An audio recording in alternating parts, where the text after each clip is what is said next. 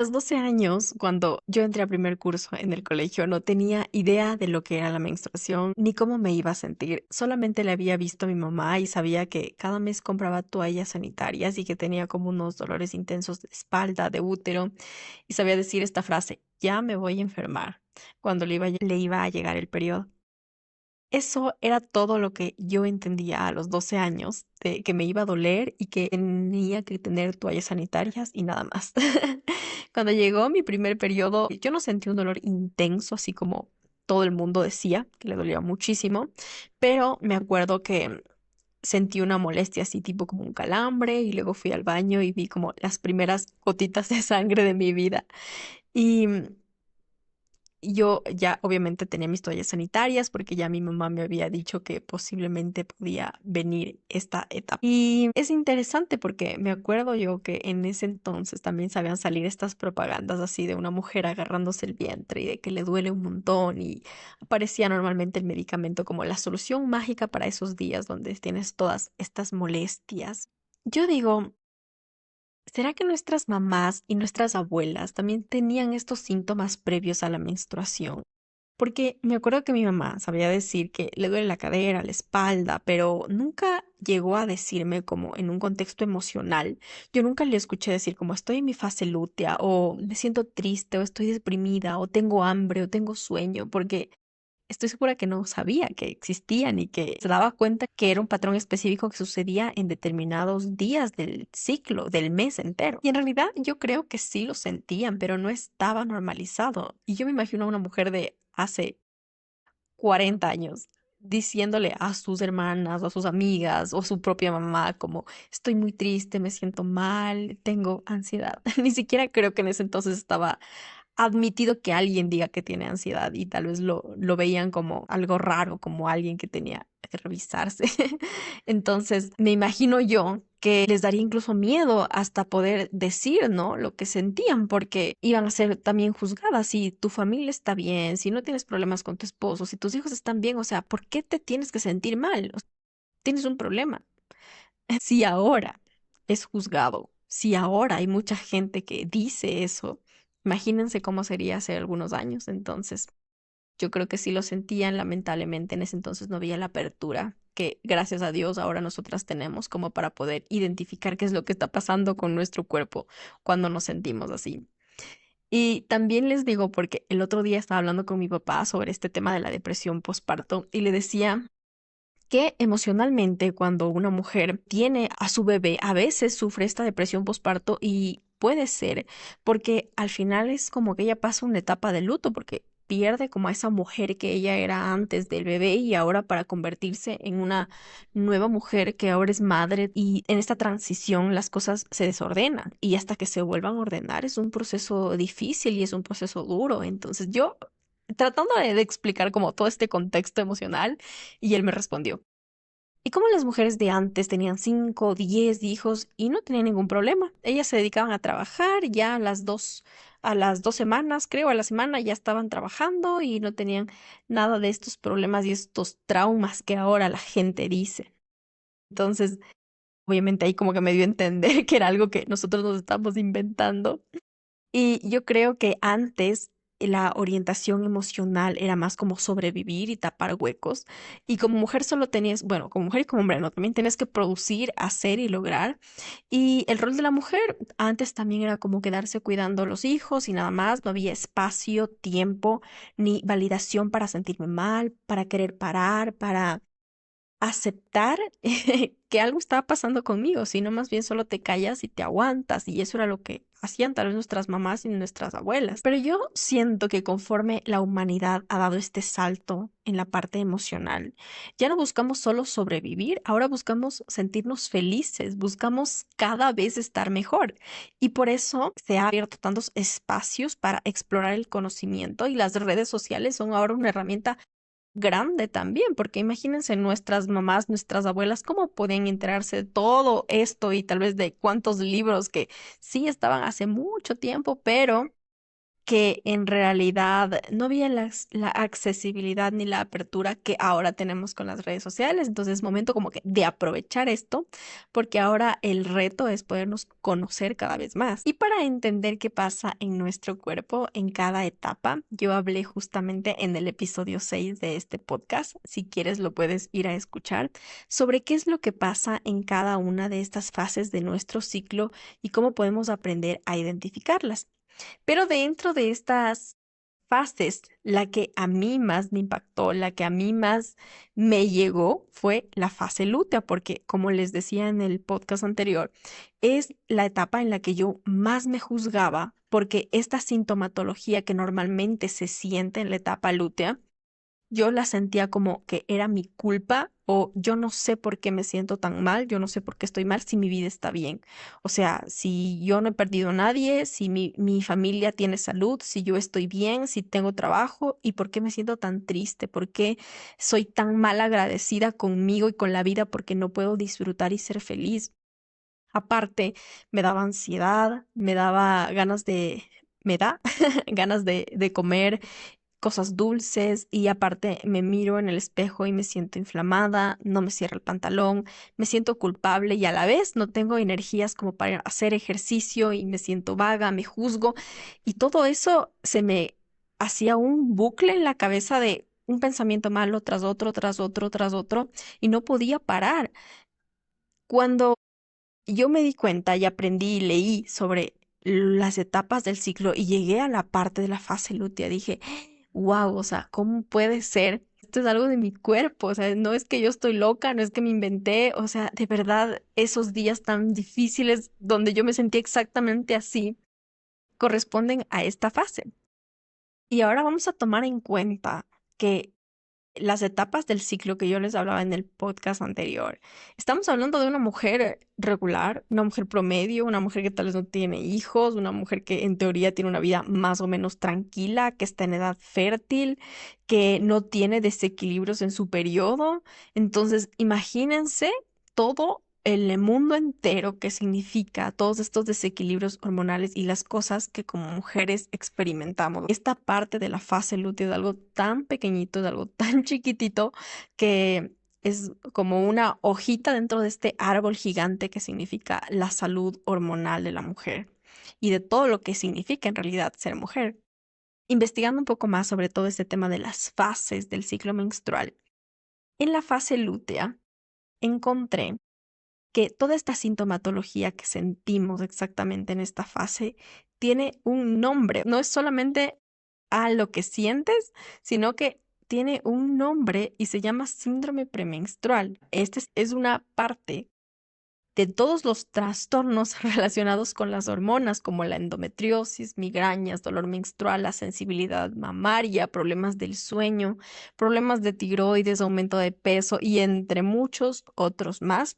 El síndrome premenstrual es como esta parte chiquitita que se enfoca directamente a lo que nos está pasando en la fase lútea. El conjunto de síntomas que sentimos durante más o menos 2 semanas, como unos 14 días previos a la menstruación, y se caracteriza por una disminución del estrógeno y la progesterona, lo que provoca que tengamos esta retención de líquidos que nos hace sentir como inflamadas, gorditas y que no nos cierra el pantalón. O sea, es real.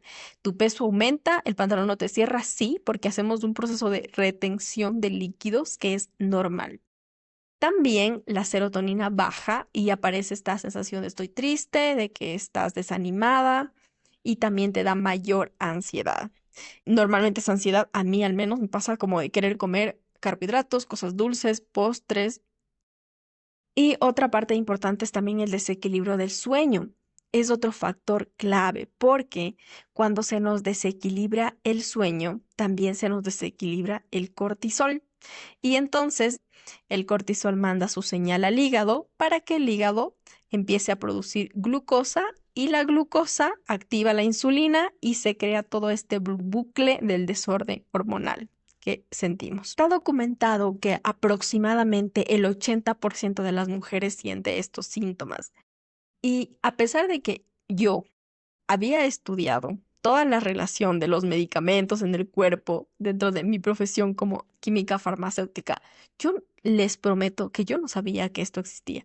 Y les he preguntado a algunas compañeras mías si sabían que esto se llamaba así, que si sabían que hay una fase lútea y que dentro de la fase lútea hay un síndrome premenstrual que así se llama la sintomatología que está documentado y no lo sabía. Y no sabían porque es difícil y creo que esta es la importancia de ahora poder ampliar nuestra mente con el internet y poder educarnos y darnos cuenta para podernos aceptar y saber que no estamos locas y que hay una evidencia científica que nos dice qué es lo que va pasando en nuestro cuerpo durante todos estos procesos. Y el síndrome premenstrual, aunque sea incómodo y difícil, normalmente no te impide seguir con tu vida, porque te cuesta levantarte, te cuesta ir a trabajar, te cuesta hacer tus actividades, sí, te sientes triste y todo, pero al final lo logras, al final lo haces y de hecho es mejor porque ocupas tu mente en hacer otras cosas y parece que tapas un poquito la tristeza y todo lo que estás sintiendo durante esa etapa, pero lo logras hacer. Ahora viene la parte más interesante porque este síndrome premenstrual puede volverse un trastorno severo que se conoce como trastorno disfórico premenstrual, que en cambio, es la forma severa de toda esta sintomatología. Y se cree que esto le ocurre más o menos al 5% de las mujeres entre los 30 y los 50 años y normalmente son mujeres que anteriormente ya han tenido como estos episodios depresivos. Y esto está documentado en el Manual de Diagnóstico de Enfermedades Mentales, que lo realizan un montón de psiquiatras en Estados Unidos. Imagínense que ya está documentado el trastorno disfórico premenstrual como un trastorno, como parte de la salud mental, para que los demás profesionales lo puedan identificar, puedan ver el algoritmo y determinar si una mujer padece o no padece de este trastorno. Y la parte emocional en este trastorno es tan severa, la mujer no puede levantarse, la mujer no quiere comer, la mujer no quiere trabajar porque prácticamente entra como en un episodio depresivo. Ahora les voy a contar qué es lo que pasa en nuestro cerebro cuando estamos en este proceso de la fase lútea. Y un estudio publicado en la Women's Health en el 2024 hizo un estudio a 60 mujeres donde evaluó mediante una resonancia magnética qué era lo que pasaba con el cerebro y para esto analizaron la metaestabilidad del cerebro, que mide como la capacidad del cerebro para cambiar de manera flexible entre diferentes estados de actividad. Y ellos determinaron que la mayor metaestabilidad se observaba en la fase preovulatoria, después en la fase lútea media y la metaestabilidad menor en la fase folicular temprana, es decir, cuando recién estamos saliendo de la menstruación para entrar en la fase folicular.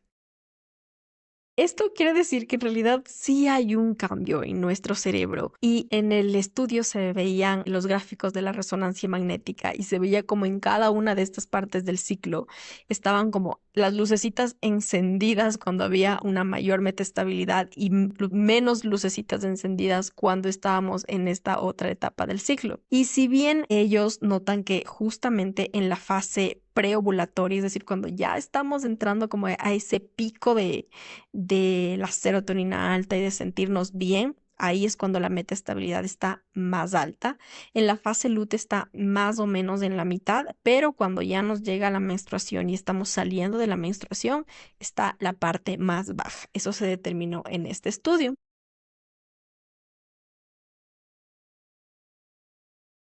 Y también en otro estudio interesante, en cambio, habla sobre la salud cardiovascular durante estas fases del ciclo, porque ahí viene a protagonizar el estrógeno, que también interviene aquí, y se determina que en la fase folicular la frecuencia cardíaca disminuye. Es decir, cuando estamos subiendo hacia la ovulación, la frecuencia cardíaca disminuye, lo que se asocia con una mayor resistencia al estrés, mejor regulación emocional, pero en cambio en la fase lútea sube el ritmo cardíaco y eso se asocia a una mayor actividad del sistema nervioso simpático y en algunos estudios revelan que hay mayor riesgo de arritmias, de hipertensión y de episodios de ansiedad y obviamente tenemos mucha menos tolerancia al estrés.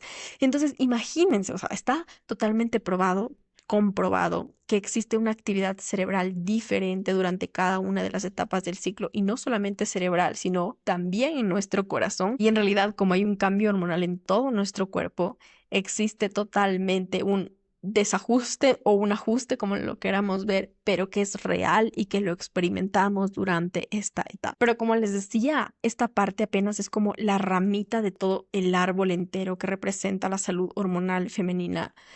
Para entender qué es lo que provoca este síndrome premenstrual, hay que evaluar tantas áreas de la vida y no solo preguntarnos a la final qué vamos a hacer con los síntomas, sino de dónde está saliendo este desequilibrio tan intenso. Y aquí viene a protagonizar las hormonas, porque como les decía antes, si no duermes bien, si tú no comes bien, si no gestionas bien esa conexión entre tu mente y tu cuerpo, se va a provocar un desequilibrio hormonal, y este desequilibrio va a verse reflejado con una intensidad más grande en la fase lútea. Y no solamente eso, sino todos los demás trastornos que se pueden desencadenar de la salud intestinal, la salud vaginal, todo este desequilibrio hormonal, incluso las exposiciones ambientales a toxinas que tenemos donde trabajamos.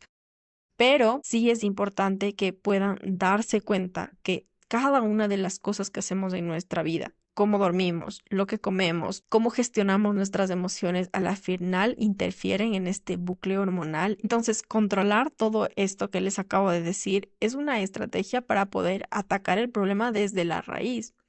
Pero para los síntomas que ya están presentes y que los experimentamos a cada mes, existen estrategias para poder regularlos.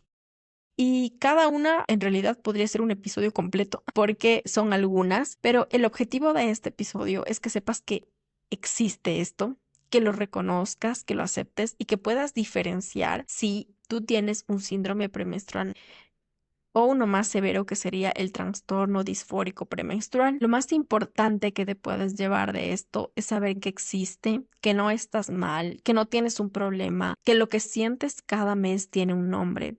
Y reconocer esto hace que le ayudes a tu cuerpo a que no te sobrecargues, a que no tengas que aguantarte para encajar y sientas que es algo real, que tú no te lo estás inventando. Si tu sintomatología es tan intensa que no te permite continuar con tu vida diaria, la literatura recomienda que deberías buscar especialistas, ginecólogos, psicólogos, incluso psiquiatras, pero personalmente yo no estoy muy de acuerdo con que la primera estrategia sea prescribir tratamientos hormonales diarios y antidepresivos, porque he leído que es así, que te prescriben medicamentos antidepresivos para estos 14 días más o menos que dura la fase lútea.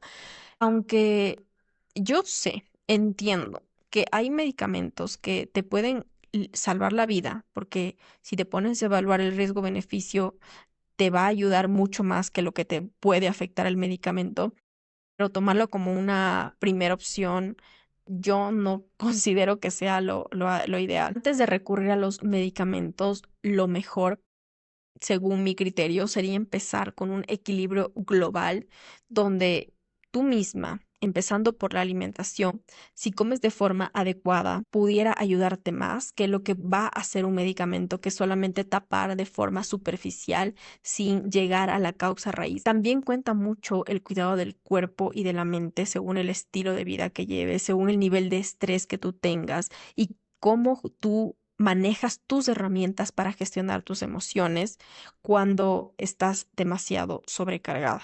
Y yo no estoy en contra de la medicación en general, como les dije antes, creo que salva vidas, pero hay que ser muy críticos de cuando es verdaderamente necesaria. Y si yo me rompo una pierna después de la cirugía, voy a necesitar un antibiótico, obviamente, porque me puede dar una infección y el riesgo de morirme es muy evidente, yo me lo voy a tomar. Pero si me dejo llevar solo por la propaganda, solo por lo que me dicen, solo por ahora estos medicamentos que están súper famosos para bajar de peso, ahí yo sí creo que hay que evaluarlo muy bien. Además que hay muchos efectos secundarios de los medicamentos que no están documentados, porque ni siquiera los mismos creadores de los medicamentos lo saben, y por eso es que existe tantas herramientas para vigilar a los medicamentos una vez que ya están afuera. Y además de esto, los ensayos clínicos que se hacen para probar este medicamento no se hacen en todo el mundo, sino se hacen en una pequeña parte de la población y esta pequeña parte no siempre son mujeres, peor mujeres latinas. Así que yo siempre voy a poner en duda eh, esta parte de utilizar medicamentos como la primera opción, porque siempre habrá formas y estrategias. Además, nuestro cuerpo es demasiado sabio y nuestro cuerpo tiene la capacidad de curarse y de ayudarse a sí mismo siempre y cuando nosotros le demos las herramientas para que él también lo pueda hacer. Parte también yo creo que hay que preguntarnos que detrás de todos estos términos y esta investigación médica, porque a la final, ¿quién patrocina estas investigaciones médicas? En muchos casos, las mismas farmacéuticas. ¿A quién le conviene que se deriven a las mujeres con estos trastornos de ansiedad hacia profesionales que les prescriban tratamientos hormonales, medicamentos antidepresivos? ¿A quién le conviene que se continúe con este ciclo de la mala alimentación para que el desequilibrio hormonal continúe y genere cada vez más problemas de infertilidad y que paguemos millones de dólares por tratamientos para concebir? Hay mucha información que habla que al final todo este tema de la salud femenina en algún punto se ha convertido en un buen negocio también. Así que es otra razón por la que yo no estoy de acuerdo en que la medicación sea la primera solución, pero vale la pena evaluar cuándo realmente es necesaria. Entre lo que yo he aprendido hasta ahora que puede ayudarte a equilibrarte mejor es: punto número uno, tu alimentación tiene que tener grasas saludables. O sea, no tienes idea de cómo las grasas ayudan a regular tus hormonas, que al final, si te das cuenta, son las protagonistas de todo en el cuerpo. Pero obviamente al final, con un equilibrio tanto en la cantidad de proteínas que consumes, en el carbohidrato, y no solo el carbohidrato, sino el tipo de carbohidrato que consumes, y incorporando en tu dieta estas grasas saludables, le podrás hacer un tremendo beneficio a tu organismo. También te ayudan mucho estas herramientas de conexión con la mente y el cuerpo, y ahí entra como el journaling, la meditación, la respiración consciente, el contacto con la naturaleza. Quizás actividades lo que hacen es activar tu corteza prefrontal y ayudan a disminuir el cortisol, favoreciendo este equilibrio hormonal también. Y para poder cerrar este episodio, te recuerdo que no estás sola. Parte de este mundo de la salud hormonal femenina es un proceso de autoconocimiento, porque a pesar de que yo te estoy compartiendo aquí lo que en promedio pudiera pasar, lo que en promedio te pudiera ayudar, al final solo tú sabes cómo estás viviendo este proceso, cómo es tu cuerpo, cuáles son tus hábitos y qué tan comprometida estás para identificar y hacer un cambio para que te puedas sentir mejor. Si quieres que profundice más sobre el tema de la alimentación o sobre cómo no estoy muy de acuerdo con los anticonceptivos o los medicamentos como primera opción, déjame en los comentarios y eso será otro episodio aparte. Y con esto vamos a dar por finalizado este episodio. Nos vemos en otro capítulo de varias formas de crecer. Les quiero mucho. Chao.